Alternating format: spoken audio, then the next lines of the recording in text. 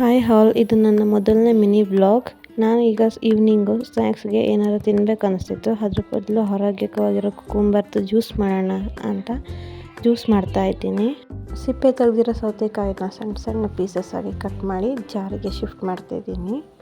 ಜಾರಿಗೆ ಶಿಫ್ಟ್ ಮಾಡಿದ ನಂತರ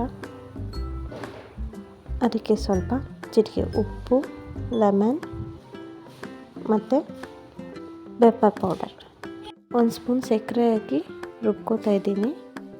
2 ರೌಂಡ್ ರುಬ್ಬಿದ ನಂತರ ಅದನ್ನು ಸೋಸ್ಕೋತಾ ಇದ್ದೀನಿ. ಸೋಸಾಗಿದ ನಂತರ ಅದನ್ನು ಒಂದು ಗ್ಲಾಸ್ಗೆ ಶಿಫ್ಟ್ ಮಾಡಿ ಇದನ್ನು ವಾರಕ್ಕೆ 2 ಸಲ ಕುಡಿದ್ರೆ ತುಂಬ ಹೆಲ್ತ್ ಬೆನಿಫಿಟ್ಸ್ ಇದೆ. ನೀವು ಯಾವಾಗ ಬೇಕಾದ್ರೂ ಮಾಡ್ಕೊಂಡು ಕುಡಿಬೋದು. ನಾನು ಇದನ್ನು ಈವ್ನಿಂಗ್ ಟೈಮ್ ಕುಡಿತೀನಿ, ಸ್ವಲ್ಪ ಹಾಗೆ ಮೈಂಡ್ ಫ್ರೆಶ್ ಆಗಲಿ ಅಂತ.